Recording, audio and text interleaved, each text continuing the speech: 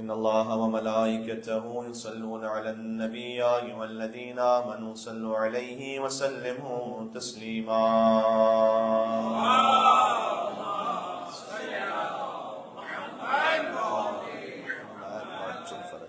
أعوذ بالله من الشيطان الرجيم. بسم الله الرحمن الرحيم. لا حول ولا قوة إلا بالله العلي العظيم. حسبنا الله ونعم الوكيل. نعم المولى ونعم النصير وبه نستعين وهو خير ناصر ومعين. والصلاة والسلام على أشرف الأنبياء والمرسلين حبيب إله العالمين العبد المرتضى والنبي المجتبى والرسول المصطفى سيدنا ونبينا ومولانا بالقاسم محمد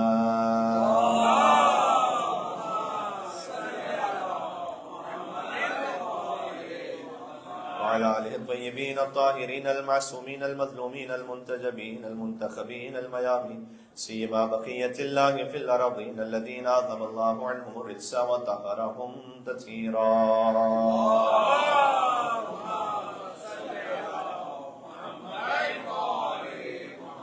رحمة الله على محبيهم واللعنة الدائمة على أعدائهم أجمعين. حضرت ابو طالب علیہ السلام کے جشن کی مناسبت بھی ہے، بی بی معصومہ قم سلام اللہ علیہا کے جشن کی مناسبت بھی ہے، تو میرے خیال میں دونوں مبارکبادیں بنتی ہیں. حضرت حجت امام زمان عجل اللہ تعالیٰ فرجہ و شریف کی خدمت میں مولا کے نام پر پہلے مل کے صلوات دیجیے گا. محمد و آل محمد.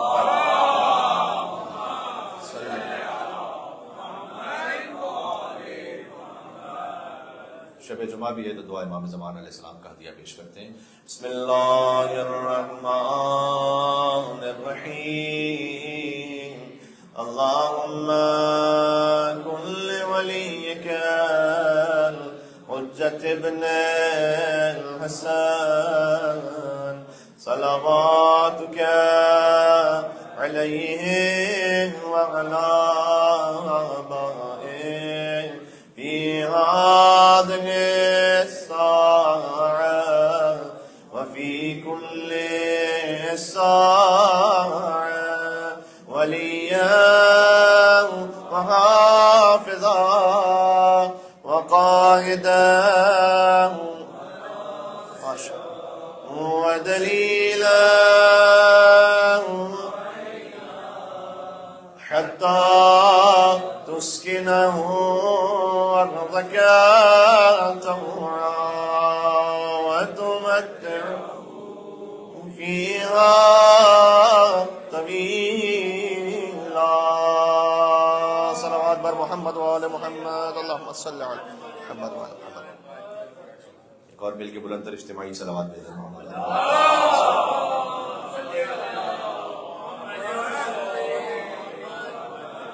قال اللہ تبارک و تعالی فی القرآن الکریم. بسم اللہ الرحمن الرحیم. ومن یخرج من بیتہ مہاجرا الی اللہ ورسولہ ثم یدرکہ الموت فقد وقع اجرہ علی اللہ. نعرہ صلوات.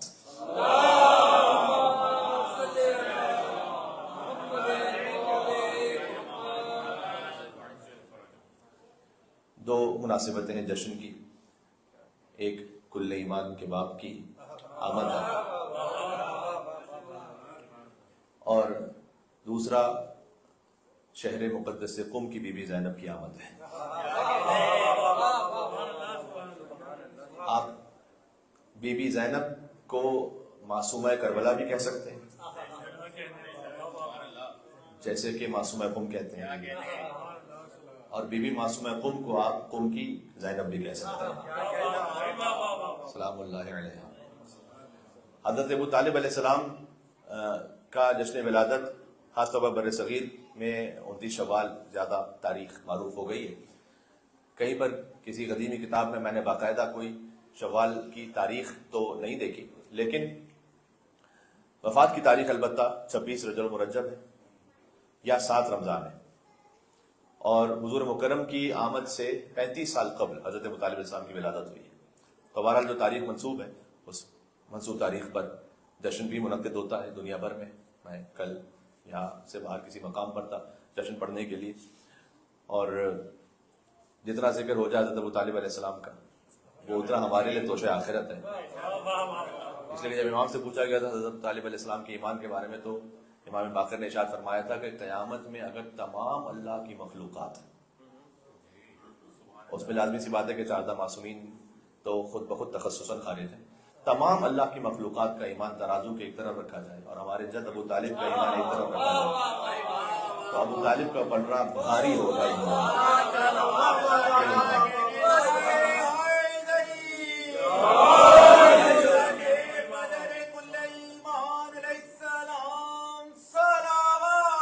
اللہ صلی علی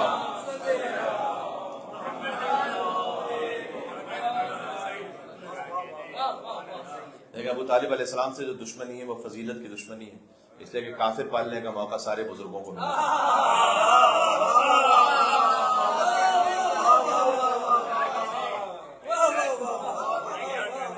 کیا کہنے آپ کی سماعتوں میں، کافر پالنے کا موقع تو بہت سے بزرگوں کو ملا، نبی پالنے کا موقع سوائے علی کے بعد کے کسی کو نہیں ملا۔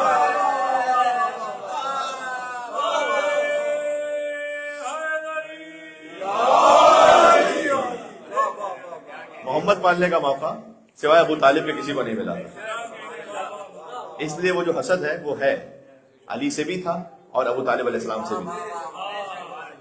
ایک عجب حدیث ہے، اس سے میں پہلی دفعہ ممبر سے پڑھ رہا ہوں، حدیث قدسی، یعنی اللہ سبحانہ وتعالیٰ نے اپنے حبیب سے یہ کہا، حدیث قدسی وہ اللہ کا کلام جو قرآن کا حصہ نہیں لیکن ہے اللہ کا کلام، کہا کہ انی ایدتک بشیعتین، اے محمد ہم نے آپ کو 2 آپ کے شیعوں کے ذریعے سے آپ کی مدد کی ہے۔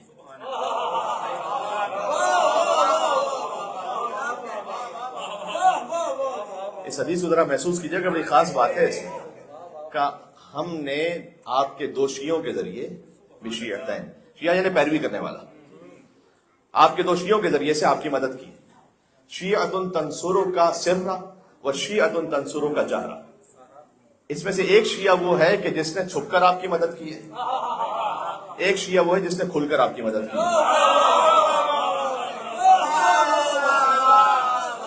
جس نے چھپ کر مدد کی ہے وہ ابو طالب ہے، جس نے کھل کر مدد کی ابو طالب کا بیٹا علی ہے۔ اللہ سبحانہ وتعالیٰ نے طبق نقل اس حدیث قدسی میں ابو طالب علیہ السلام کو محمد کا شیعہ کہا ہے، اور علی ابن ابی طالب کو بھی محمد صلی اللہ علیہ وسلم کا شیعہ کہا ہے، یعنی ہم سب ہیں علی کے شیعہ، ابو طالب ہے محمد کا شیعہ، علی ابن ابی طالب ہے محمد کے شیعہ یعنی پیروی کرنے والے۔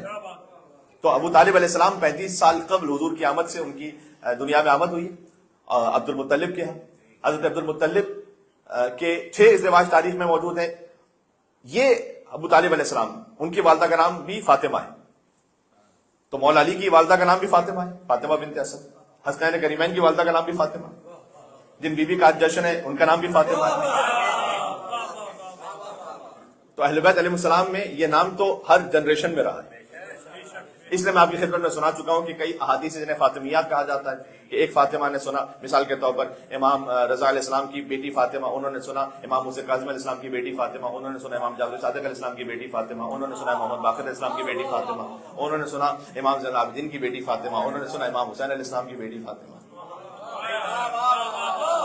انہوں نے سنا، رسول اللہ کی بیٹی فاطمہ، جس کی سند بنتی ہے ان فاطمہ ان فاطمہ ان فاطمہ ان فاطمہ ان فاطمہ ان فاطمہ ان فاطمہ ان رسول اللہ صلی اللہ علیہ وسلم۔ نام ہی اتنا متبرک ہے کہ اکثر ایسا ہوتا ہے کہ نام ہی پڑھ لیا جاتا ہے، حدیث پر تو میں ہی نہیں پاتا کہ اس سے حدیث ہے کیا آگے، تو ان فاطمہ ان فاطمہ ان فاطمہ ان فاطمہ ان فاطمہ ان فاطمہ ان فاطمہ ان رسول اللہ صلی اللہ علیہ وآلہ وسلم قال رسول اللہ صلی اللہ علیہ وآلہ وسلم یا علی انت منی بمنزلۃ ہارون من موسیٰ۔ یہ امام حسین کاظم علیہ السلام کے زمانے میں حدیث بیان کی ہے بی بی معصومہ کم سلام اللہ علیہ، جن کا نام ہے فاطمہ۔ ہر حدیث میں بی بی کا نام فاطمہ سوائے ایک حدیث کے، ایک حدیث میں بی بی کو معصومہ کہا گیا امام رضا علیہ السلام کی، اور اسی ایک حدیث کی وجہ سے بی بی کا لقب معصومہ مشہور ہو گیا، ورنہ نام تو فاطمہ ہے۔ زیارت میں بھی بی بی کا نام فاطمہ، یا فاطمہ اشفعی لی فی الجنہ، اے بی بی فاطمہ جنت میں آپ شفاعت فرمائیے گا ہماری۔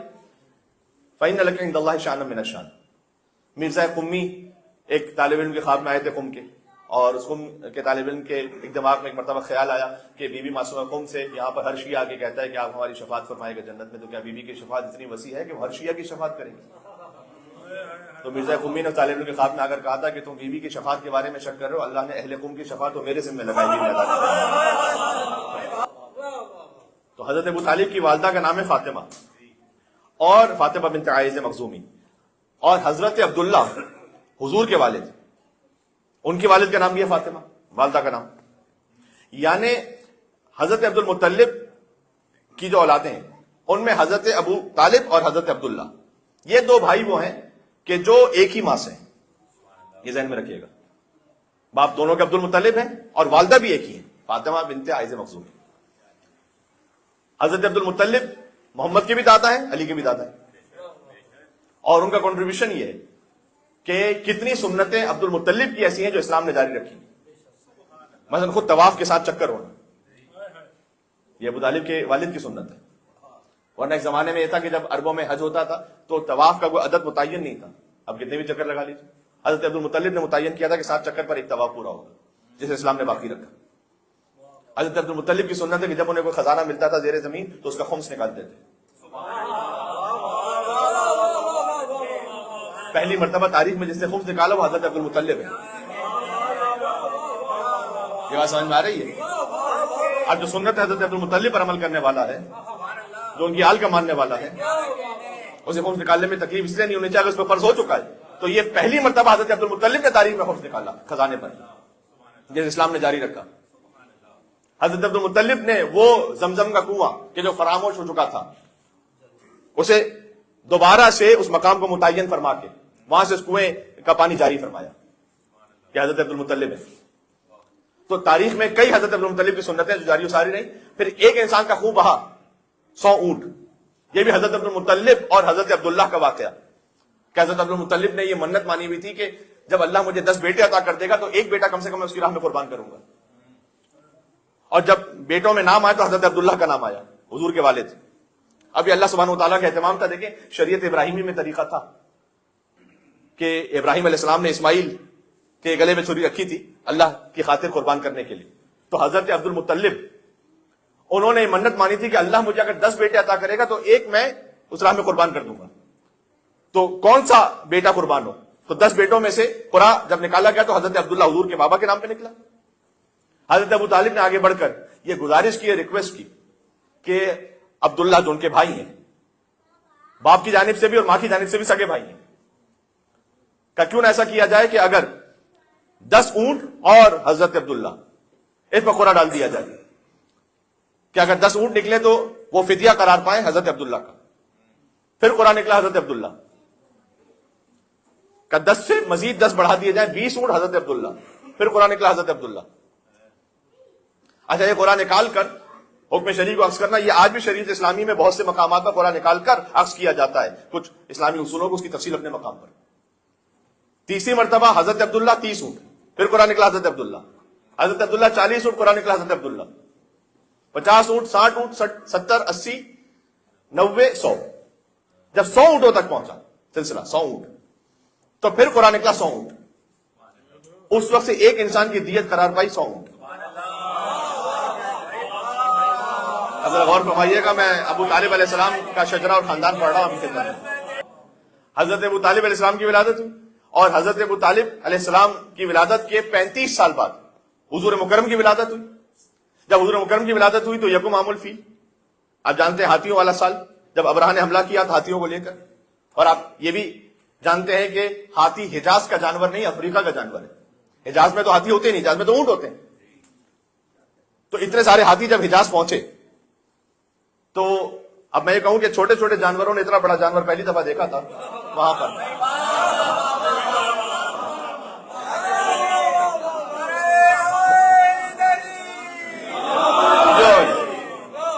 تو وہ گھبرا گئے کہ یہ کون سا جانور ہے اور اتنے سارے ہاتھی ایک ساتھ آ رہے ہیں. اس وقت حضرت عبد المطلب آگے گئے، چونکہ ابراہ نے کچھ اونٹ ان کے قبضے میں لے لیے تھے اور حضرت عبد المطلب نے جا کر یہ کہا کہ تیرے گماشتوں نے کچھ میرے اونٹ اپنے قبضے میں لے لیے. کہا اچھا میں تو سمجھا تھا تم کعبے کی حفاظت کرنے، کعبے کی بات کرنے کے لیے آئے، اپنے اونٹوں کی بات کرنے کے لیے آئے. تو حضرت عبد المطلب کا فقرہ یعنی محمد اور علی کے دادا کا فقرہ آج تک تاریخ میں موجود ہے. کیا نا رب الابل وان للبیت ربا، میں اونٹوں کا پالنے والا ہوں، اس گھر کا بھی کوئی پالنے والا ہے. دو ہی صورتیں ممکن ہے، یا تو حضرت عبد المطلب عالم الغیب تھے اور جانتے تھے کہ اللہ کا عذاب نازل ہونے والا ہے، یا حضرت عبد المطلب کی زبان کی تاثیر یہ کہ جو انہوں نے کہہ دیا تو پھر اللہ کا عذاب نازل ہونے لگا؟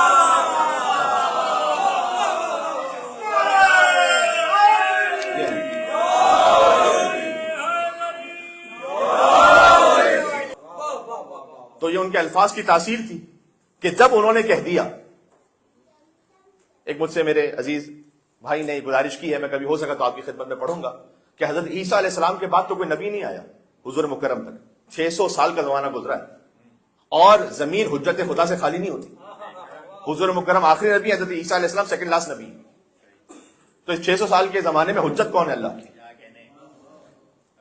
یہ میں کم سے کم اگر آپ سے گفتگو کروں تو معصومین علیہ السلام کی احادیث میں مسلم اصول ہے کہ لولا الحجہ لصافت الارض باہلہا، اگر زمین پر اللہ کی حجت نہ رہے تو زمین اپنے اہل کے ساتھ نگل لے گی، خود کو اور جو زمین میں رہنے والے سب کو وہ نگل لے گی.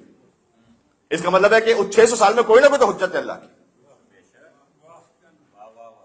اور وہ حجت وہی ہے یا وہ حجتیں وہی ہیں کہ جس کے سپرد اللہ نے اپنی آخری نبی حجت،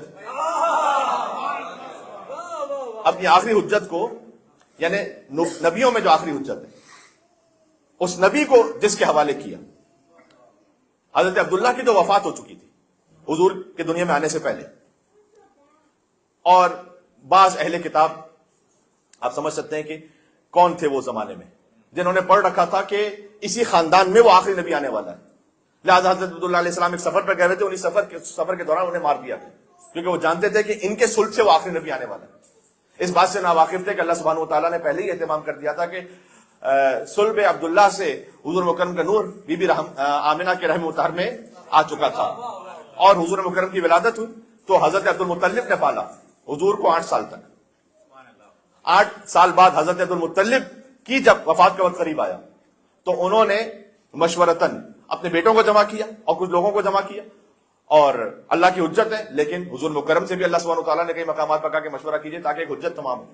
اس مشورے کے ذریعے سے علم حاصل کرنا مقصود نہیں ہوتا، اس مشورے کے ذریعے سے ایک پیغام پہنچانا اس کا قصد ہوتا ہے. تو حضرت عبد المطلب نے کہا کہ تم کیا مناسب سمجھتے ہو کہ میں اپنی اولادوں میں سے کس اولاد کے حوالے محمد کو کروں؟ تو ان میں سے پہلے کسی نے ابو لہب کا بھی نام لیا. اچھا، یہ حضور کے اعلان نبوت سے بہت پہلے کی بات ہو رہی ہے، ابھی کوئی اعلان نبوت نہیں، ابھی کوئی ابو لہب کی دشمنی کھل کے سامنے نہیں ہے. اعلان نبوت تو ہے تو حضور کے 40ویں سال میں، اور ابھی تو حضور 8 برس کے خالی بچپن ہے. تو کسی نے جب نام لیا ابو لہب کا تو حضرت عبد المطلب نے یہ کہا کہ اس کی طرف سے خیر پہنچنا تو دور کی بات، فقط اگر شر نہ پہنچے محمد تک تو کافی ہے. یہ خود ان کے علم غیب کی دلیل ہے. پھر کسی نے حضرت عباس کا نام لیا، حضور کے چچا ایک اور، کیا نہیں وہ زیادہ خشمناک ہو جاتا ہے، یعنی زیادہ غصے میں آ جاتا ہے.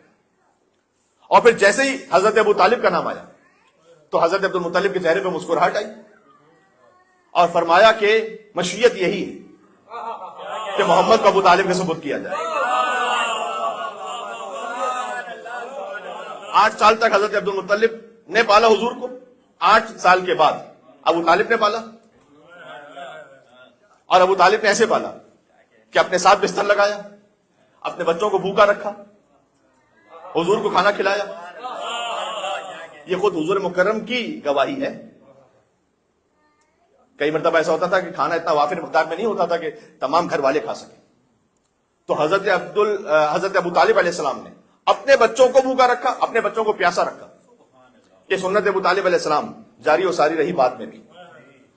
بھوکا پیاسا رکھ کر حضور کو کھانا کھلایا، حضور کو پانی پلایا، حضور کے لیے بہترین بستر کا اہتمام کیا. یہاں تک کہ جب حضور 25 سال کے ہو گئے تو حضرت ابو طالب علیہ السلام نے خدیجہ سے حضور مکرم کا وہ نکاح پڑھا کہ جس سے نسل رسالت آگے بڑھی. کتنی مرتبہ بڑے شدید فخر میں حضرت ابو طالب علیہ السلام زندگی گزاری. مولا علی علیہ السلام کا ایک فقرہ ہے خود اپنے بابا کے لیے. فرمایا کہ سادہ ابی، سادہ ہے سیادت سے سرداری، سادہ ابی فقیرن، میرے باپ نے اس وقت سرداری کی جبکہ وہ فقیر تھے ظاہری طور پر دنیا کے معاملات میں. وما سادہ فقیرن قبلہ، اور میرے باپ سے پہلے کسی فقیر کو اللہ نے سرداری عطا ہی نہیں. یہ ابو طالب علیہ السلام. اس موضوع پر اور پھر میں آگے بڑھوں گا کہ حضرت ابو طالب علیہ السلام 25 برس کے تھے حضور 28 برس کی تھی بی بی خدیجہ، صحیح روایت کے مطابق 40 برس کی نہیں تھی، 28 برس کی تھی. بی بی خدیجہ کے ساتھ ازدواج کا اہتمام فرمایا. آپ کسی بھی مسلمان سے چاہے کتنا ہی لبرل کیوں نہ ہو، آپ اسے پوچھ لیں کہ یار تمہارا نکاح کس پنڈت جی نے پڑھا تھا؟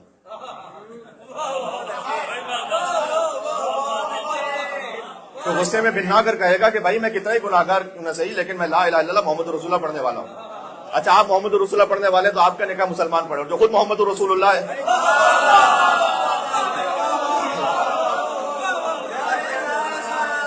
جو خود محمد رسول اللہ ہے اس کا نکاح کوئی کافر پڑھے گا؟ اس کے نکاح کے لیے اللہ کو کوئی مسلمان نہیں ملا ہے. حضرت ابو طالب علیہ السلام نے خطبہ نکاح پڑھا، خطبہ نکاح تاریخ میں موجود ہے، کتاب ملا یحضر الفقی میں بھی، باقی کتابوں میں بھی، جس کا آغاز ہے الحمدللہ الذی. اب کتنی مرتبہ ایسا ہے کہ ابو طالب علیہ السلام کی زبان سے نکلے ہوئے کلمات وہ بعد میں قرآن کا حصہ بنے. کتنی ہی مرتبہ ایسا ہے، کتنی مرتبہ حدیث کا حصہ بنے. جب حضور کی ولادت ہوئی تھی تو بی بی فاطمہ بنت اسد حضور مکرم کو گود میں لے کر آئی تھی ابو طالب علیہ السلام کے پاس. عبداللہ کی تو وفات ہو چکی تو ابو طالب علیہ السلام کے پاس لے کر آئی حضور کو. ابشرک بمثلہ النبوہ. تو حضرت ابو طالب نے جواب دیا کہ اے فاطمہ بنت اسد میں آپ کو ایسے ہی بیٹے کی بشارت دیتا ہوں، اصبری سبتن، آپ 30 سال صبر کیجیے. ابشرک بمثلہ النبوہ، میں آپ کو بالکل ایسے بیٹے کی بشارت دیتا ہوں کہ اللہ آپ کو بھی ایسے ہی بیٹا عطا کرے گا. الا النبوہ، فقط یہ کہ وہ نبی نہیں ہوگا. یا علی انت منی بمنزلۃ ہارون من موسیٰ الا انہ لا نبی بعدی. جو حدیثوں سے واقف ہیں میں ان کے لیے کہہ رہا ہوں کہ علی آپ کی مثال مجھ سے ویسی کہ جیسے ہارون کی موسیٰ سے تھی. الا انہ لا نبی بعدی، مگر یہ کہ میرے بعد کوئی نبی نہیں آنے والا. ابشرک بمثلہ الا النبوہ، کتاب الکافی کی حدیث ہے کہ میں آپ کو ایسے ہی بیٹے کی بشارت دیتا ہوں، بس یہ کہ وہ نبی نہیں ہوگا. یہ ابو طالب علیہ السلام نے حضور کی ولادت پر کہا تھا. حضور نے یہ جملہ ارشاد فرمایا ہے امام حسن علیہ السلام کی ولادت پر. یہ حدیث ارشاد فرمائی امام حسن علیہ السلام کی ولادت پر بھی ہے اور تبوک کے موقع پر بھی ہے. لیکن سب سے پہلے امام حسن علیہ السلام کی ولادت پر حضور نے فرمایا تھا کہ علی آپ کی مجھ سے مثال ویسی ہے کہ جیسے ہارون کی موسیٰ سے تھی. ہارون کو اللہ نے 2 بیٹے عطا کیے تھے، شبیر اور شبر، جو عبرانی زبان میں اس کا ترجمہ عربی میں حسن اور حسین. امام حسن مصطفیٰ علیہ السلام کی ولادت ہوئی ہے 3 ہجری میں، جب حضور کا جو ظاہری سن ہے وہ تقریباً 53 ایئرز ہے. حضور کی ولادت پر حضرت ابو طالب نے وہ جملہ کہا تھا 53 سال پہلے، 53 ایئرز اگو، کہ میں اے فاطمہ بنت اسد آپ کو بالکل ایسے ہی ایک بیٹے کی بشارت دیتا ہوں، بس یہ کہ وہ نبی نہیں ہوگا، ورنہ بالکل ویسے ہی ہوگا آپ جیسا، اس بیٹے جیسا ہوگا. بات سمجھ میں آ رہی ہے؟ تو جب حضور 25 سال کے ہو گئے تو حضرت ابو طالب علیہ السلام نے خطبہ نکاح پڑھا. اس کا پہلا فقہ الحمدللہ الذی جعلنا من زرع ابراہیم وذریۃ اسماعیل. حضرت ابو طالب کا خطبہ نکاح کم پڑھا جاتا ہے، میں آپ کے سامنے پڑھ دوں. یہ تو سب کو معلوم ہے کہ حضرت طالب علیہ السلام نے خطبہ نکاح پڑھا تھا، اور یہ خود اس بات کا جواب ہے. کوئی آپ سے یہ کہے کہ ابو طالب جناب وہ کلمہ نہیں پڑھا تھا، جی کلمہ نہیں پڑھا تھا، نکاح پڑھا تھا.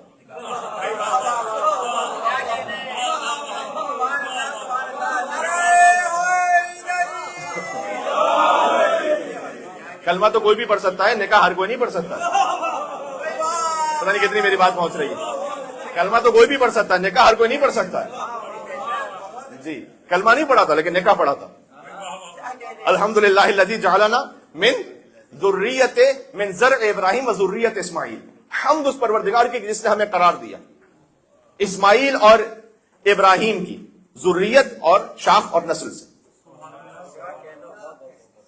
وَجَعَلَ بَيْتَنَا مَحْجُوجًا، اور حمد اس پروردگار کی کہ اللہ نے ہمارے گھر کو حجتوں کا گھر قرار دیا. اس کا ایک ترجمہ یہ بھی ہے کہ اللہ نے ہمارے گھر کو قرار دیا کہ ہم حج کے نگہبان ہوں اور حج کی حفاظت کریں. محجوجن سے حج بھی مراد ہے. اور اللہ نے ہمارے گھر کو قرار دیا امن کا مقام، کہ یرجع ثمرات الیہ کل شیء، کہ ہمارے گھر کی طرف دنیا کی ہر نعمت اور ثمرات واپس پلٹتے ہیں. یعنی ہر خیر ہمارے گھر کی طرف پلٹتا ہے. یہ آپ کو تمام زیادت جامع کبیرہ میں جملے مل جائیں گے جو حضرت ابو طالب علیہ السلام حضور کے نکاح پہ پڑھ رہے ہیں، محمد کے نکاح پر. اس کے بعد فرمایا کہ اس کے بعد یہ میرے بھائی کا بیٹا، ان کے دل میں ایک رغبت ہے خدیجہ کے لیے، وَلَهَا رَغْبَةٌ لَهُ، اور خدیجہ کے دل میں رغبت ہے محمد کے لیے. تو بس وَالصِّدَاقِ، صداق یعنی مہر، ما سألتم، جو بھی مہر ہے میرے بھتیجے کا، یہ کم جانتے ہیں مومنین، سن لیجیے گا حضرت ابو طالب اسلام کے جشن میں، جو میرے بھتیجے کا مہر ہے، عاجلہ و آجلہ، چاہے فوراً ادا کرنا ہے یا بعد میں ادا کرنا ہے، من مالی، وہ ابو طالب اپنے مال سے دے گا۔ حضور کا مہر ابو طالب کے مال سے دیا گیا۔ ارے نکاح تو ہوتا ہی وہاں صحیح ہے کہ جہاں مہر، ہائے ہائے ہائے،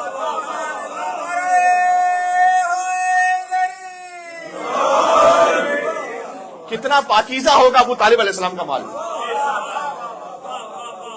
کتنا پاکیزہ ہوگا حضرت ابو طالب علیہ السلام کا مال، کہ اللہ نے مصطفیٰ کا نکاح وہ ابو طالب کے دیے ہوئے مال سے اس کا مہر متعین فرمایا۔ ابو طالب علیہ السلام نے مہر دیے، سبحان اللہ، یہ ہے ابو طالب علیہ السلام۔ تو حضور جب 25 برس کے تھے تو اس وقت حضور کا نکاح پڑا ابو طالب علیہ السلام، جب 40 برس کے ہو گئے اور اعلان نبوت فرمایا تو ابو طالب ہی کا گھر کام آیا، اور ابو طالب کے گھر میں دعوت ذل شیرہ ہوئی، اور پھر ابو طالب علیہ السلام حضور کے ساتھ ساتھ سائے کی طرح رہے حفاظت مصطفیٰ میں۔ امام زین العابدین سے سوال پوچھا گیا، امام باقر علیہ السلام سے پوچھا گیا، امام صادق علیہ السلام سے پوچھا گیا، امام رضا علیہ السلام سے پوچھا گیا، بار بار پوچھا گیا حضرت ابو طالب علیہ السلام کے بارے میں، اور ہر امام نے پلٹ کر جواب دیا۔ امام زین العابدین اسلام نے مثلا جواب دیا کہ اگر میرے جد ایمان پر نہ ہوتے تو میرے جد رسول اللہ وہ فاطمہ بنت اسد کو کیوں رہنے دیتے ابو طالب کے ساتھ، جبکہ فاطمہ بنت اسد تو وہ مومنہ ہے کہ بی بی خدیجہ کے بعد جس خاتون نے سب سے پہلے ایمان کا اظہار کیا وہ علی کی والدہ ہے، سب سے پہلے فاطمہ کی ماں پھر علی کی ماں۔ یہ تعریف آپ دیکھیے گا۔ تو حضرت ابو طالب اب چونکہ وہ جانتے ہیں کہ حضور کو خطرہ ہے کہ کہیں کسی موقع پر کبھی انہیں قتل کر دیا جائے، تو ہمیشہ ساتھ ساتھ رہتے تھے۔ ایک موقع ایسا آیا کہ حضور ظاہری طور پر گم ہو گئے، اب مل نہیں رہے، اور ابو طالب علیہ السلام نے ڈھونڈنا شروع کیا محمد صلی اللہ علیہ وسلم۔ بنی ہاشم کے جوانوں کو بلایا اور کہا کہ میں ڈھونڈنے جا رہا ہوں مکہ کی پہاڑیوں میں محمد صلی اللہ علیہ وسلم، اگر میں واپس آؤں محمد میرے ساتھ نہ ہو تو تم اپنی استینوں میں تلواریں رکھنا اور میرے کہنے کا انتظار نہ کرنا، اگر میرے ساتھ مصطفیٰ کو نہ دیکھو تو ان تلواروں کو گھونپ دینا مشرکین کے سینوں میں۔ اور ابو طالب 2 افراد کے ساتھ ڈھونڈنے کے لیے نکلے مصطفیٰ کو، کوئی ابو قبیس پہ پہنچے وہاں نہیں ملے حضور، پھر کچھ پہاڑیوں پہ پہنچے وہاں نہیں ملے، نشیب میں کیا وہاں نہیں ملے، پھر ایک مسطح پہاڑ تھا وہاں دیکھا کہ محمد اور علی، محمد نماز پڑھا رہے ہیں، علی نماز پڑھ رہے ہیں ان پہاڑیوں پر۔ میں ایک جملہ کہنے لگا ہوں، اس کا مطلب گم تو دونوں گئے تھے، محمد اور علی۔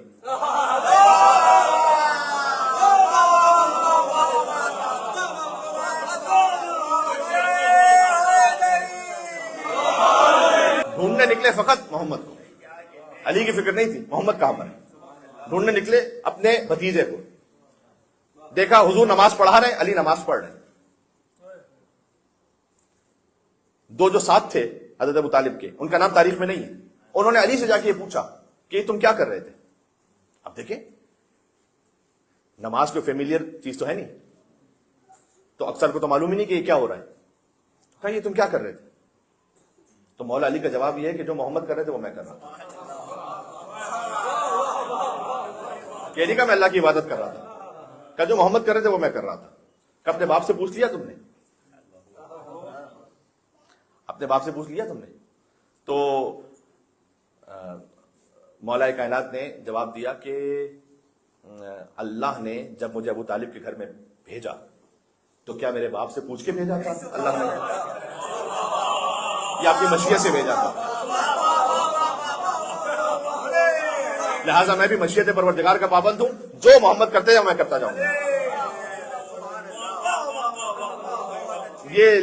یہ کیفیت ہے کہ اب محمد اور علی علیہ السلام ان دونوں کو لے کر ابو طالب علیہ السلام پہنچے، اور جب وہاں مکہ پہنچے تو خانہ کعبہ کے ارد گرد، تو وہاں پر مشرکین مکہ بیٹھے ہوئے اور بنی ہاشم کے جوان بیٹھے ہوئے ساتھ۔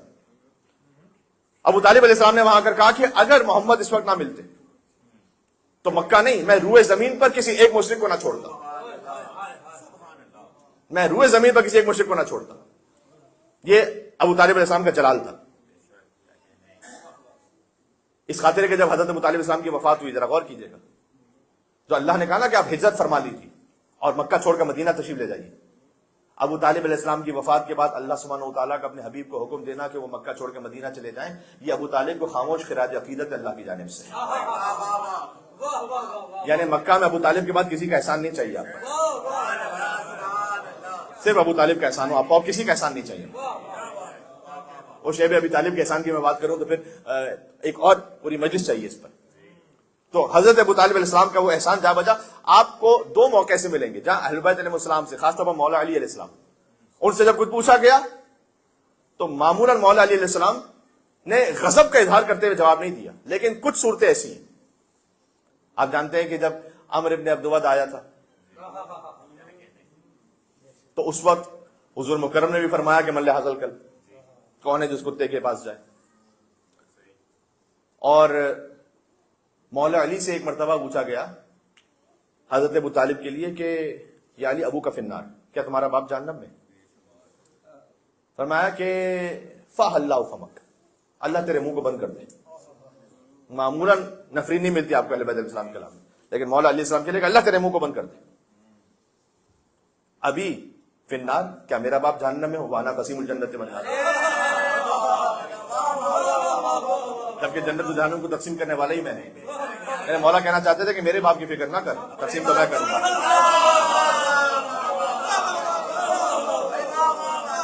تقسیم تو میں کروں گا. تو ابو طالب علیہ السلام کا نور جب قیامت میں بھی آئے گا تو حدیث میں آیا ہے کہ سوائے پنجے تن پاک کے، اس میں 12 معصوم 12 ائمہ کا بھی نام نہیں ہے، بہرحال پنجے تن پاک کے علاوہ ہر نور مان پڑ جائے گا ابو طالب کے نور کے مقابلے میں. جب ابو طالب علیہ السلام کا نور میدان محشر میں آئے گا، یہ حدیث ہے امام. الجزاء الاحسان الا الاحسان، پروردگار احسان، ابو طالب کا احسان تو ہے نا کہ محمد کو پالا، عمران نے احمد مختار کو پالا اور سرکار نے پھر حیدر کرار کو پالا. یہ الجزاء الاحسان الا الاحسان. محمد کو پالا ابو طالب نے، ابو طالب کے بیٹے کو پالا محمد نے. اس لیے کہ معمولاً مولا علی علیہ السلام وہ حضور مکرم کے پاس ہوتے تھے، تو عمران نے احمد مختار کو پالا، سرکار نے پھر حیدر کرار کو پالا، کرار نے حسنین سے شاہکار کو پالا، اور ہر دور کے سردار نے سردار کو پالا. یہ اللہ کی ریت اور اللہ کی سنت یہی ہے، ہر دور کے سردار نے سردار کو پالا. ایک پردہ توحید میں خود ڈھال رہا ہے اور مہدی کو حجابوں میں خدا پال رہا ہے. ایک مناسبت تو یہ، خود بعض ہستیاں ایسی ہیں کہ جو چہردہ معصومین علیہ السلام میں بظاہر آپ کو نظر نہ آئے، لیکن معصومین علیہ السلام پر احسان ہے ان ہستیوں کا، اور معصومین نے انہیں جن عظمتوں کے ساتھ یاد کیا، اور میں ابو طالب علیہ السلام بھی ہیں، بی بی فاطمہ معصومہ کم سلام اللہ علیہ بھی ہیں. 29 شوال حضرت ابو طالب علیہ السلام سے منسوب ہے، یکم ذی القعدۃ الحرام بی بی معصومہ کم سلام اللہ علیہ سے منسوب ہے. آج اب تک میرے پاس کوئی آفیشیل نیوز تو نہیں ہے، لیکن بظاہر امکان نہیں تھا کہ میلبرن کے افق پر ذی القعدہ کا چاند نظر آئے. دنیا بھر میں تقریباً نظر آ جائے گا سوائے میلبرن کے اور اطراف کے علاقوں کے. تو کل یکم ذی القعدۃ الحرام، یہاں تو شاید نہ ہو، لیکن جو سن رہے ہیں مومنین، اگر ان کے ہاں کل ذی القعدۃ الحرام کی پہلی تاریخ ہے تو وہ، اور آپ کے ہاں اگر پرسوں ہے تو نماز اول ماہ کو میں یاد دلا دوں آپ کی خدمت میں. ذی القعدۃ الحرام یہ وہ مہینہ ہے کہ جسے اجابت دعا اور گناہوں کی مغفرت کا مہینہ قرار دیا گیا ہے. ذی القعدہ بڑا اہم مہینہ جس پر کم توجہ جاتی ہے. رجب المرجب، شعبان المعظم، رمضان المبارک پر پھر بھی لوگ توجہ کر دیتے ہیں، ذی القعدہ پہ کم توجہ. ذی القعدہ ہی کے مہینے میں بی بی معصومہ کم کی ولادت ہے، یکم ذی القعدۃ الحرام. ذی القعدہ ہی کے مہینے میں امام رضا علیہ السلام کی ولادت ہے، 11 ذی القعدۃ الحرام. ذی القعدہ ہی کے مہینے میں اللہم صلی علی محمد و علی محمد. ذی القعدہ ہی کے مہینے میں دہو الارض ہے، زمین کا بچھایا جانا، 25 ذی القعدۃ الحرام. ذی القعدہ کے مہینے میں خاص امام رضا علیہ السلام کی زیارت مستحب ہے. ذی القعدہ کا مہینہ تمہید کا مہینہ ہے حج کی. یہ جو ذی القعدہ ہے نا، یہ ذی القعدہ کا مطلب کیا ہے؟ یہ ذی القعدہ کو ذی القعدہ کہتے کیوں؟ اس لیے کہ عربوں میں قبل از اسلام ہر بے سروپا بات پہ جنگ ہوتی تھی، آپ کو معلوم، اور وہ جنگ جاری رہتی تھی نسلوں تک. تو جب لڑ کے ایک موقع پر یہ تھک گئے تو نے کہا کہ کوئی تو ریسٹ کر سیز فائر کا مہینہ ہونا چاہیے. یہ اسلام سے پہلے کی بات ہے. تو انہوں نے کہا کہ کچھ مہینوں کو رکھو جہاں پر جنگ نہ کریں ہم ایک دوسرے سے. قیام و قعود، قعود کہتے ہیں بیٹھنے کو، قیام کہتے ہیں کھڑے ہونے کو. ذی القعدہ اسی قعود سے بیٹھنا. نماز کا ایک ذکر آپ کو یاد دلاؤں، میرے ساتھ پڑھیں گے، بحول اللہ وقوتی اقوم واقعد، اقعد اسی قوت سے، اسی ذلقات سے، بحول اللہ وقوتی، اللہ کے حول، اللہ کی طاقت، اللہ کی عظمت سے، بحول اللہ وقوتی، اقوم میں کھڑا ہوتا ہوں، واقعد اور بیٹھتا ہوں، اس لیے کھڑے ہوتے وہ ذکر مستحب ہے۔ نماز میں جو ذکر مستحب ہے کہ جب آپ رکعت سے کھڑے ہو رہے ہوتے ہیں، بحول اللہ وقوتہ اقوم واقعد، اس کا مطلب یہ ہے کہ اللہ کی قوت ہی سے میں قیام کرتا ہوں، اللہ ہی کی قوت سے بیٹھتا ہوں۔ جب آپ تشہد کی حالت میں بیٹھے ہیں اسے قعود کہتے ہیں، جب آپ قیام کی حالت میں اسے قیام کہتے ہیں۔ ذی القعد یعنی بیٹھنے والا مہینہ۔ دیکھیں ہر مہینے کے لیے اس کی وجہ تسمیہ ہے، نام کیوں رکھا گیا یہ؟ رجب الاسب کہا جاتا ہے رجب کو، اسب یعنی ڈاؤن پور، اس لیے کہ اللہ کی رحمت موسلا دھار بارش کی طرح برستی ہے رجب میں۔ شعبان یعنی تقسیم کرنا کسی شے کو، حضور نے فرمایا کہ یہ یتشع فیہ ارزاق المومنین، اللہ مومنین کا رزق شعبان میں تقسیم کرتا ہے، اس لیے اسے شعبان کہا جاتا ہے۔ رمضان یعنی کسی شے کا جلا دیا جانا، لأنہ یرمض الذنوب، اس لیے کہ رمضان میں اللہ مومنین کے گناہوں کو جلا دیتا ہے۔ ہر مہینے کی ایک وجہ تسمیہ کہ کیوں کس مہینے کو نام دیا گیا۔ تو ذی القعد یعنی بیٹھنے کا مہینہ، یعنی اس میں اب جنگ نہیں کریں گے ہم۔ ذی الحج یعنی حج والا مہینہ، تو 3 مہینے انہوں نے ایک ساتھ رکھے۔ محرم یعنی احترام والا مہینہ، تو ذی القعدۃ الحرام، ذی الحجۃ الحرام، محرم الحرام، اور ایک رجب کا مہینہ اختیار کیا۔ یہ 4 مہینے وہ ہیں کہ جس میں ہم آپس میں جنگ نہیں کریں گے دوسرے سے۔ قرآن میں آیت ہے یسألونک عن الشہر الحرام، سورہ بقرہ کی آیت ہے کہ اے حبیب یہ آپ سے سوال کرتے ہیں ان حرام مہینوں کے بارے میں جس میں جنگ کرنا حرام ہے۔ ایک آپ کو دلچسپ بات بتاؤں، یسألونک، اے رسول یہ آپ سے پوچھتے ہیں، آپ سے سوال کرتے ہیں، یہ 14 مرتبہ ہے قرآن میں۔ 14 اللہ نے صاحب سلونی بھیجے، 14 ہی مرتبہ اللہ نے 14 سوال لکھے ہیں۔ یہ جو ہمارے ساتھی سن رہے ہیں، اگر کوئی، میں اپنے آپ کو خیر کوئی کسی قابل نہیں سمجھتا، لیکن اگر کوئی ابھی بھی جس نے جوائن کیا ہو، فرض کیجئے کہ محرم الحرام کا عشرہ کا ایک بڑا زبردست موضوع ہے، قرآن کے جتنے یسألونک ہے نا اسے نکالیے، اے حبیب یہ آپ سے یہ پوچھتے ہیں۔ اس میں جغرافیہ کا سوال بھی ہے، یسألونک عن الجبال، یہ آپ سے پہاڑ کے بارے میں پوچھتے ہیں۔ اس میں میٹا فزکس کا سوال بھی ہے، یسألونک عن الروح، یہ آپ سے روح کے بارے میں پوچھتے ہیں۔ اس میں فائنینشیل سوالات بھی، یسألونک عن الانفال، یہ آپ سے ملنے والے خزانے کے بارے میں پوچھتے ہیں۔ اس میں فقہی سوال بھی، یسألونک عن المحیض، یہ الگ الگ آیتیں پڑھ رہا ہوں میں ابھی خدمت میں، یہ آپ سے مستورات کے حیض کے بارے میں پوچھتے ہیں۔ یسألونک عن الاہلہ، یہ آپ سے چاند کی مختلف حالتوں کے بارے میں پوچھتے ہیں۔ قرآن میں 14 یسألونک آئے، کل ویسے 15 ہیں، لیکن ایک جو یسألونک آئے اس میں الگ سے کوئی سوال مینشن نہیں ہوا، جو سوال مینشن ہوئے وہ 14 ہیں۔ پہلا سورہ بقرہ میں، آخری سورہ نازعات میں 14 یسألونک، ہر ایک ایک تقریر کا موضوع ہے۔ یسألونک یہ آپ سے پوچھتے ہیں، عن الاہلہ، اہلہ ہے چاند کا پلورل، ہلال کا۔ یہ چاند کی مختلف حالتیں کیوں ہوتی ہیں، کبھی چاند پتلا ہوتا ہے، کبھی پورا ہوتا ہے، ایسا کیوں کیا اللہ نے؟ قل ہی مواقیت للناس والحج، اے رسول ان سے کہہ دیجئے کہ یہ تمہارے وقت کو پہچاننے کا ایک طریقہ اللہ نے رکھا ہے۔ جواب اس کا ہے والحج، اور حج کب کرو گے؟ اس حج کو پہچاننے کے لیے اللہ نے چاند کی مختلف کیفیتیں رکھی ہیں۔ یسألونک عن الروح، یہ آپ سے روح کے بارے میں پوچھتے ہیں، آپ کہہ دیجئے کہ اللہ کا امر ہے، یہ جواب دیا حضور نے۔ تو 14 یسألونک ہے۔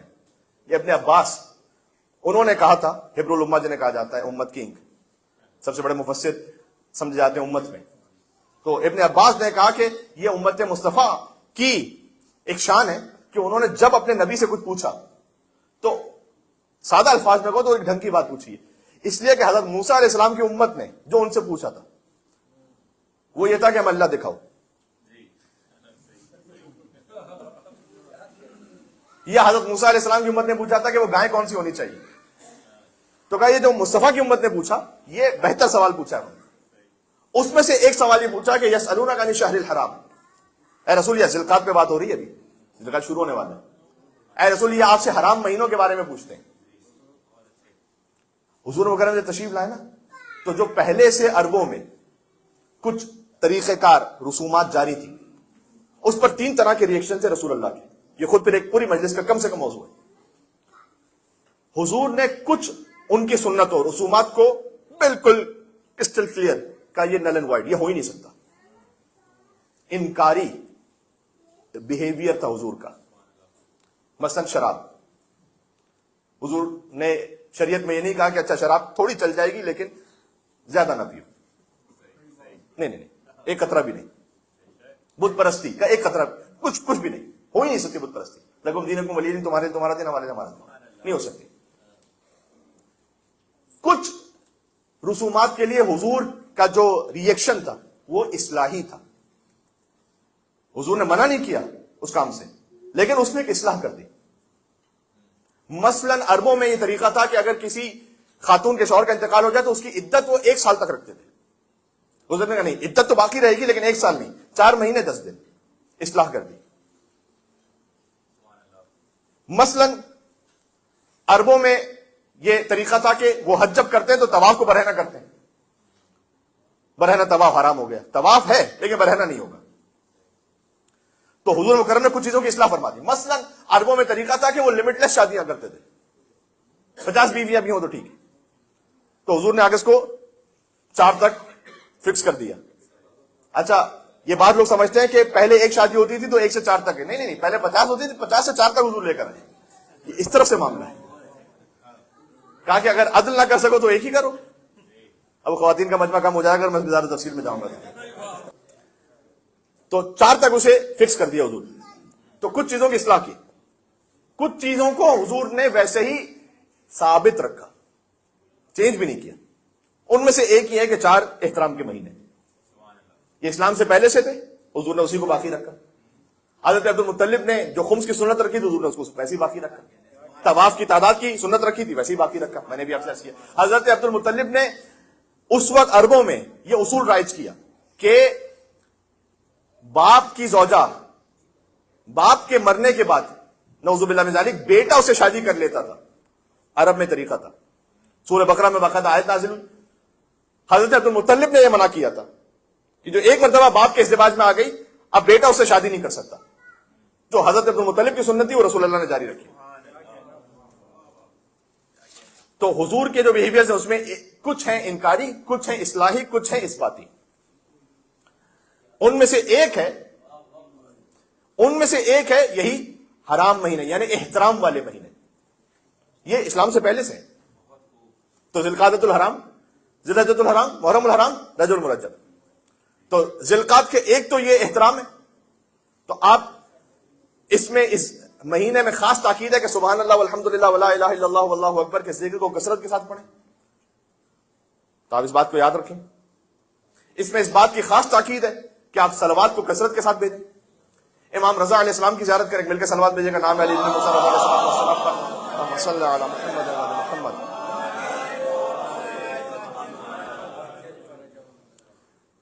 اور اس مہینے کی مناسبتوں میں سے جو بالکل پہلی مناسبت وہ آ رہی ہے یکم ذوالقعدۃ الحرام. اس بی بی کی آمد کے جس کے لیے 4 معصوموں نے زیارت پر جنت کی ضمانت دی. ایسا کسی امامزادے کے لیے نہیں ہے. میں آپ سے اطمینان کے ساتھ کہہ رہا ہوں, ایران میں فقط 8000 امامزادے ہیں. ہر امامزادے کا ایک جیسا مقام نہیں, سب قابل احترام. لیکن کچھ امامزادوں کا احترام فقط امامزادہ ہونے کی وجہ سے نہیں.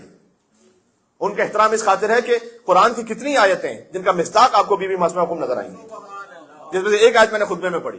آپ خود دیکھ لیجئے گا, میں آیت کا ترجمہ سناؤں گا تو آپ کو خود واضح ہو جائے گا کہ بی بی معصومہ کم کیسے مصداق ہیں. اس آیت کا واضح مصداق کہ من یخرج من بیتہ مہاجرا الی اللہ ورسولہ, جو اپنے گھر سے نکلے ہجرت کرتے ہوئے اور وہ ہجرت کر رہا ہو اللہ اس کے رسول کی طرف. ہجرت اپنے معاشی حالات کے لیے وہ بھی جائز ہے, حلال ہے, اپنی جان کی حفاظت کے لیے. لیکن ایک ہجرت ہے اللہ اس کے رسول کی طرف.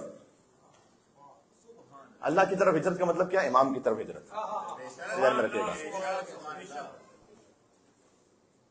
جو ہجرت کرنے کے لیے نکلے من یخرج من بیتہ مہاجرا الی اللہ ورسولہ ثم یدرک الموت, سنیے گا, اور راستے میں اسے موت آ جائے.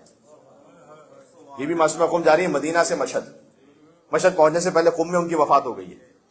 ہجرت کرنے کے لیے نکلے, راستے میں موت آ جائے تو اب کیا ہے؟ فقط وقع اجرہ علی اللہ, اس کا اتنا اجر ہے کہ اللہ کے علاوہ کو جانتا ہی نہیں. اس کا واضح مصداق ہے بی بی معصومہ قم سلام اللہ. بی بی معصومہ قم نے ہجرت فرمائی ہے. بی بی معصومہ قم کا مقام فقط امام زادہ ہونے کی وجہ سے نہیں, ان کا مقام ان کے علم کی وجہ سے, ان کے محدثہ ہونے کی وجہ سے.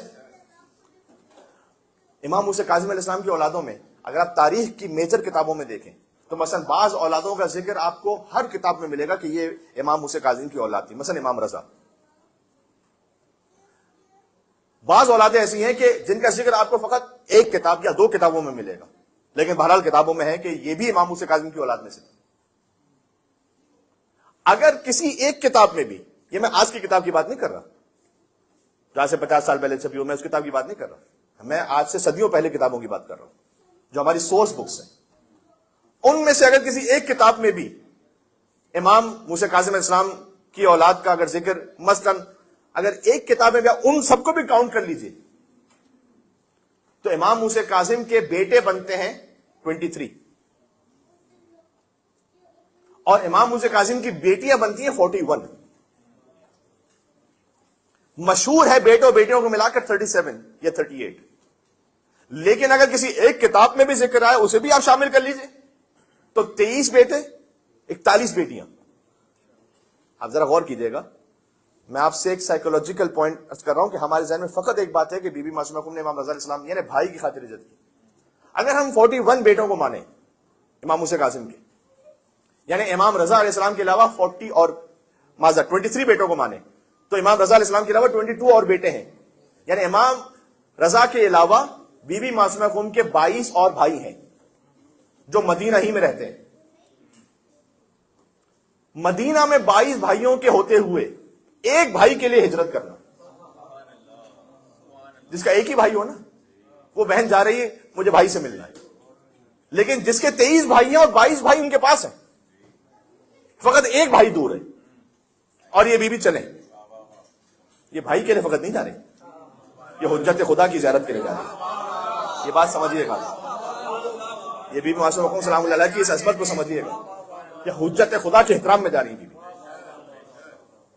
بی بی کی دنیا میں آمد سے کم 25 سال پہلے امام جعفر صادق نے، جو بی بی معصومہ کم ان کے دادا ہوتے ہیں، امام جعفر صادق نے 25 سال پہلے کم سے کم، ورنہ بعض جگہوں پہ لکھا 45 سال پہلے، ابھی بی بی دنیا میں تشریف نہیں لائی اور کہا تھا کہ ہم اہل بیت کا حرم قم ہے، وہاں ہمارے جسم کا ایک حصہ دفن ہوگا. امام رضا علیہ السلام نے جب ان کے پاس ملنے کے لیے کچھ لوگ آئے تھے، جب بی بی کی وفات ہو چکی تھی اور وہ قم والے تھے، تو امام نے کہا کہ ایک حق ہے ہمارا تم پر کہ ہمارے وجود کا ایک حصہ تمہارے پاس ہے. جن کے لیے امام صادق، امام موسیٰ کاظم، امام رضا، امام تقی الجواد، 4 معصوموں نے فرمایا کہ جو زیارت کرے جنت واجب. جن کی زیارت کے لیے پہلے تاکید ہے کہ آپ تسبیح پڑھیں، خود زیارت کا حصہ ہے. امام رضا نے فرمایا کہ 34 مرتبہ اللہ اکبر اس ترتیب میں ہے کہ پھر 33 مرتبہ سبحان اللہ، پھر 33 مرتبہ الحمدللہ، یعنی 100 مرتبہ ذکر خدا کر کے اپنی زبان کو پاک کرو، اس لائق بناؤ کہ بی بی معصومہ کو ان کو سلام کر سکو. پھر ذریعہ مدار کے سامنے کھڑے ہو اور سلام کرو، السلام علی آدم صفوت اللہ، بالکل زیارت وارثہ جیسی زیارت. یہ معصومین علیہ السلام کا خاصہ ہے کہ اس خاص کیفیت میں زیارت ارشاد فرمائی. میں بات کو بس سمیٹ رہا ہوں، اختتام کر رہا ہوں. تو پھر اس بی بی کے لیے زیارت میں ایک خاص جملہ ہے کہ فَإِنَّ لَكَ عِندَ اللَّهِ شَأْنًا مِنَ الشَّأْنِ، کہ آپ کی تو ایک خاص ہی شان ہے اللہ کے نزدیک. وَمَا تَسْلُبْ مِنِّي مَا نَفِي اللَّهُمَّ إِنِّي أَسْأَلُكَ أَن تَخْتِمَ لِي بِالسَّعَادَةِ. پروردگار میں دعا کر رہا ہوں بی بی معصومہ کم کی زیارت میں جملہ ہے کہ تو میرا اختتام سعادت کے ساتھ کرنا. وَلَا تَسْلُبْ مِنِّي مَا نَفِي، اور جو تو نے مجھے نعمت دے دی اسے واپس نہ لے لینا. مولا علی نے امام حسن سے کہا تھا کہ کسی سعید کو دیکھو یعنی سعادت مند کو، تو یہ نہ سمجھ لینا کہ اس کا اختتام بھی سعادت کے ساتھ ہوگا، ابھی نہ سمجھنا. اور کسی شقی کو دیکھو تو یہ نہ سمجھ لینا کہ اختتام شقاوت کے ساتھ ہوگا.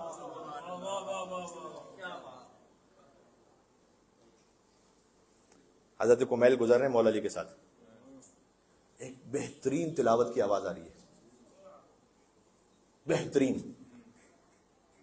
امن ہوا قانت آنا اللیل، کچھ ہیں کہ جو رات کے حصے میں کھڑے ہو کر اللہ کی عبادت کرتے ہیں. کمیل رکے، ابھی کچھ کہا نہیں تھا کمیل نے، ان کو اچھا بہت لگ رہا ہے. ہم انسپائر ہوتے ہیں بہت سی تلاوتوں سے، بہت سی چیزوں سے. مولا نے کہا کمیل اس کے بارے میں فیصلہ کرنے میں جلد بازی نہیں کرتا، بس اتنا کہا، گزر گئے. کمیل کہتے رہے کہ اتنی اچھی کوئی تلاوت کرے تو مولا کیوں کہہ رہی. نہروان کا واقعہ ہوا، لاشیں بہت سے پڑے ہوئے تھے. مولا علی ایک کے قریب پہنچے جو علی کے مخالف لشکر میں تھا. وہاں پہنچے, کمیل ساتھ میں تھے. فقط اس لاشے کو دیکھا مولا نے اور کہا کہ امن وقانۃ آناء الليل. علی نے وہی آیت پڑھنا شروع کی کہ جو اس وقت وہ پڑھ رہا تھا. کمیل نے قریب جا کر دیکھا تو وہی شخص تھا علی کے مخالف لشکر میں. ہائے ہائے, یہ ہے علی بن یو علی. تو خوش نصیب ہیں وہ افراد کہ جن کا اختتام سعادت پر ہو, اور خوش نصیب ہیں وہ کہ جن اللہ سبحانہ و تعالیٰ نے بیٹی عطا کی, جن کی پہلی اولاد بیٹی ہے, خاص طور پر ان کے لیے. یہ میں آپ سے عرض کروں. اللہ اکبر. اب میں اس تفصیل پہ جاؤں گا تو پھر مجھے کم سے کم 10-15 منٹ چاہیے, لیکن آپ قرآن میں دیکھیے گا جہاں اللہ نے 2 چیزوں کی بات کی ہے نا, اس میں جو زیادہ اہم ہے اس کی بات پہلے کی ہے. مثلا ان الصفا والمروہ من شعائر اللہ, 2 پہاڑیاں ہیں, یعنی کہ ان المروہ والصفا, کیونکہ صفا سے شروع ہوگی. صحیح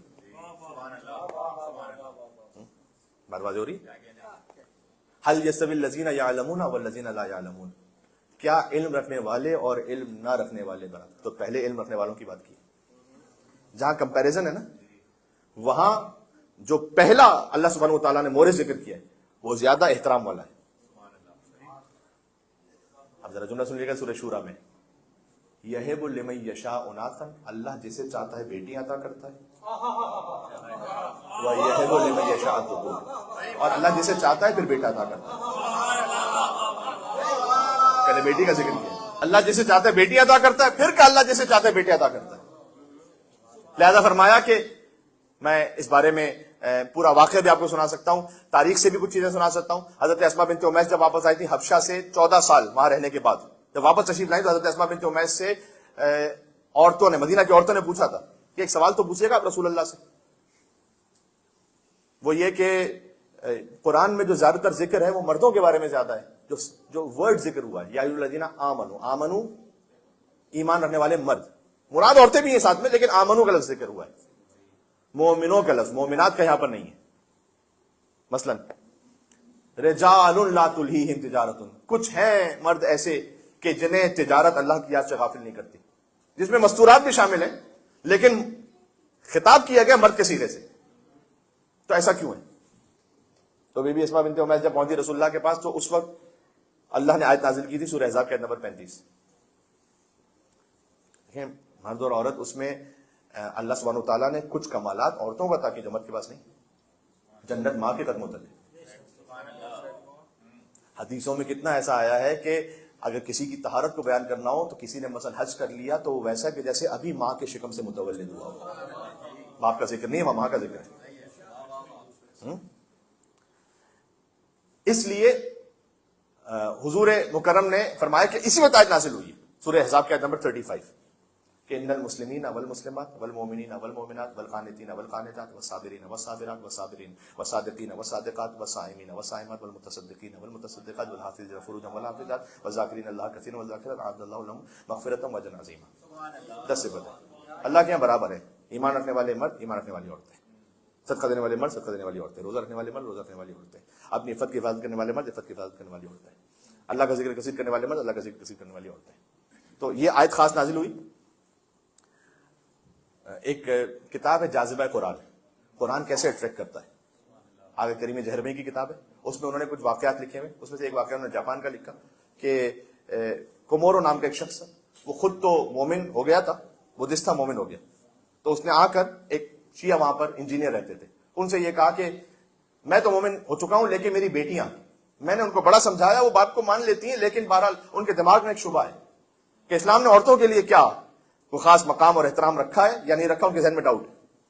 تو وہ انجینئر کہتے ہیں کہ میں تو خود اتنا پڑھا لکھا نہیں تھا, میں کیا کہتا, بس مجھے یہ واقعہ یاد تھا.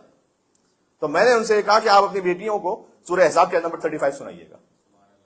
ایمان رکھنے والے مرد, ایمان رکھنے والی عورتیں, اسلام لانے والے مرد, اسلام لانے والی عورتیں, صداقت والے مرد, سچ بولنے والے مرد, سچ بولنے والی عورتیں, صبر کرنے والے مرد, صبر کرنے والی عورتیں. یہ واقعہ, یہ آیت سنائیے گا. بہرحال اللہ نے سورہ نساء رکھا ہے, قرآن نے سورہ رجال نہیں.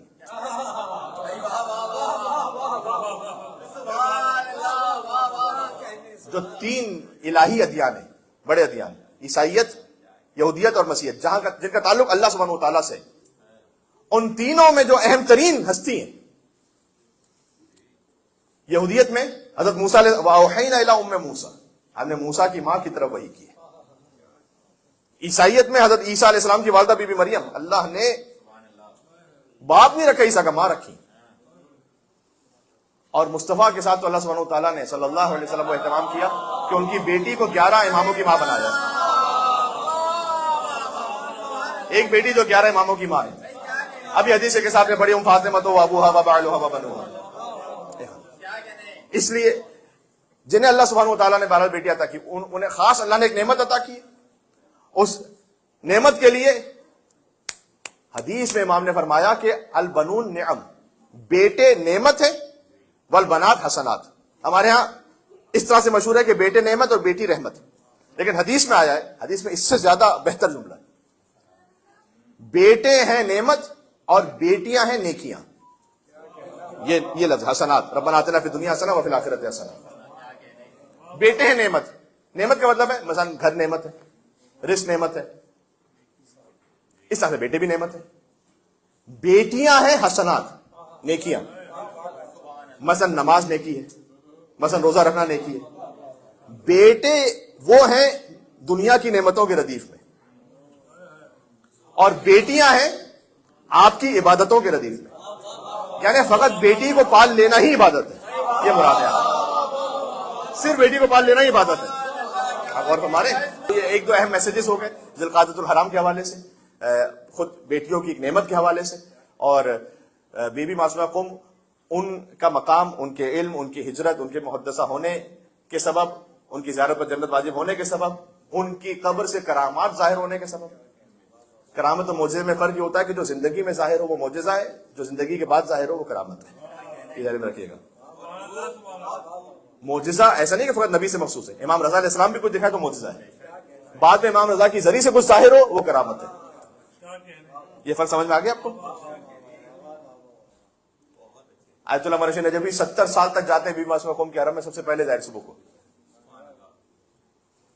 تو ایک مرتبہ حرم بند ہو جاتا تھا جب رات کو 12 بجے، تو ابھی خواب میں بی بی معصومہ قم سلام اللہ علیہا کہ آیت اللہ مرشد نجفی سے کہا تھا، یہ نجیب الطرفین سید ہیں، کہا اٹھو اور پہنچو حرم۔ تو کہتے ہیں کہ میں نے اٹھتے ہوئے یہ سوچا کہ بی بی کا اگر حکم آیا ہے مجھے تو ابھی تو نماز شب میں بھی دیر ہے، جس وقت کے لیے میں جاتا ہوں، اتنا جلدی کیوں بھیج رہی بی بی؟ اور کہتے ہیں جب میں وہاں پہنچا تو یہ میں آپ کو اس لیے سنا رہا ہوں کہ پاکستان سے، آیت اللہ مرشد نجفی نے لکھا ہے کہ پاکستان سے آیا ہوا ایک کاروان تھا کہ جو شدید سردی میں بی بی معصومہ قم کے حرم کے باہر شدید سردی سے ٹھٹر رہا تھا، اور ان کے پاس گرمی کے کوئی وسائل نہیں تھے، اور بی بی نے بھیجا اس لیے تھا کہ حرم کھولو تاکہ میرے زائرین وہاں اندر حرم میں جا سکیں، سردی سے بچ سکیں۔ یہ ہے بی بی کی کرامت۔ ایک عجب ہی وہاں پر مہمان نوازی ہے، اسی لیے ہے کریمہ اہل بیت۔ ارے کریم اہل بیت امام حسن علیہ السلام ہے، کریمہ اہل بیت بی بی معصومہ قم سلام اللہ علیہا۔ ان قبر کے در مدینے شد گم، پیدا شد در مدینہ قم۔ وہ قبر کے جو مدینہ میں گم ہوئی تھی وہ قم میں آ کر آباد ہوئی۔ بی بی فاطمہ زہرا کی قبر مدینہ میں گم ہے، لیکن وہ قبر قم میں آ کر آباد ہے۔ تو عزیزوں، موقع مل سکے تو ذی القعدہ کے مہینے میں ایک مرتبہ آپ بی بی معصومہ قم سلام اللہ علیہا کی زیارت بھی پڑھیں۔ میں مختصر زیارت یہاں پر آپ کی نیابت میں پڑھ دیتا ہوں کہ السلام علیک یا بنت ولی اللہ، یا اخت ولی اللہ، یا عمت ولی اللہ۔ سلام اس بی بی پر کہ جو ولی اللہ کی بیٹی ہیں، ولی اللہ کی بہن ہیں، ولی اللہ کی پھوپھی ہیں۔ یہ بی بی کی زیارت کے الفاظ ہیں، اس سے بہتر زیارت ممکن نہیں ہے۔ سلام اس بی بی پر کہ جو موسی کاظم کی بیٹی ہیں، امام رضا کی بہن ہیں، امام جواد کی پھوپھی۔ بی بی معصومہ قم کے امامت سے وہی رشتے بی بی زینب سلام اللہ علیہا کے، آپ جانتے ہیں۔ تو سلام اس بی بی پر، السلام علیکم یا بنت ولی اللہ، یا اخت ولی اللہ، یا عمت ولی اللہ۔ السلام علیکم یا بنت موسیٰ بن جعفر، یا فاطمہ اشفعی لی فی الجنہ فإن لک عند اللہ شأنا من الشأن۔ اے بی بی، آپ جنت میں ہماری شفاعت فرمائیے گا، اس لیے کہ آپ کے خاص الخاص مقام ہے اللہ سبحانہ وتعالیٰ کے نزدیک۔ اللہم انی اسألک ان تختم لی بالسعادہ، پروردگار میں تجھ سے سوال کرتا ہوں کہ میرا اختتام سعادت کے ساتھ ہو، ولا تسلب منی ما انا فی ولا حول ولا قوۃ الا باللہ العلی العظیم۔ یہ بی بی کی زیارت کے آخری الفاظ تھے، وہ میں نے آپ سب کی نیابت میں پڑھ دیے تاکہ کم سے کم شب جمعہ ایک بی بی کی زیارت ہماری ہو جائے۔ اور پھر امام رضا علیہ السلام کی ایک زیارت آپ کو جب بھی ذی القعدہ میں موقع ملے، خاص تاکید ہے امام رضا علیہ السلام کی زیارت کی ذی القعدہ میں، ظاہر ہے کہ محرم تک نہ پہنچ سکیں تو آپ اپنے مقام ہی سے اللہم صلی علی علی ابن موسیٰ رضی المرتضی الامام التقی النقی وحجتک علی من فوق الارض ومن تحت الثری صدیق الشہید صلاۃ کثیرۃ تامۃ ذاکیۃ متواصلۃ متواترۃ مترادفۃ کافضل ما صلیت علی احد من اولیائک. یہ ایک مختصر زیارت امام رضا علیہ السلام کی، اس کو آپ پڑھ لیجئے. اور السلام علیکم یا غریب الغربا یہ کہہ کر سلام کرنا چاہیں تو اسی طرح سلام کر لیجئے. بہرحال ضرور امام رضا علیہ السلام کو بھی ایک سلام ضرور کیجئے زیارت کی نیت سے، باقاعدہ ایسے ہی سرسری نہیں، باقاعدہ یہ کہ ہم ذوالقعدہ کے مہینے میں امام رضا کی زیارت پڑھیں، اس نیت سے امام رضا کو سلام. اس ماہ میں تو ذوالقعدہ کے اعمال آپ تک پہنچ گئے. سبحان اللہ والحمدللہ ولا الہ الا اللہ واللہ اکبر کثرت کے ساتھ کہیں، درود کثرت کے ساتھ پڑھیں. اور ذوالقعدہ کے مہینے میں دعو العرض کے جو کچھ خاص اعمال ہیں وہ بعد میں مجھے موقع مل سکا تو میں آپ کی خدمت میں پہنچاؤں گا. دعو العرض کے دن روزہ رکھنا 25 ذوالقعدۃ الحرام، اس کی خاص تاکید ہے. روزے یہاں پر جس مقام پہ گفتگو ہو رہی ہے بڑے چھوٹے بھی ہیں اس وقت، تو آپ آرام سے روزہ رکھ بھی سکتے ہیں، انشاءاللہ کوئی پریشانی کی بات بھی نہیں ہوگی.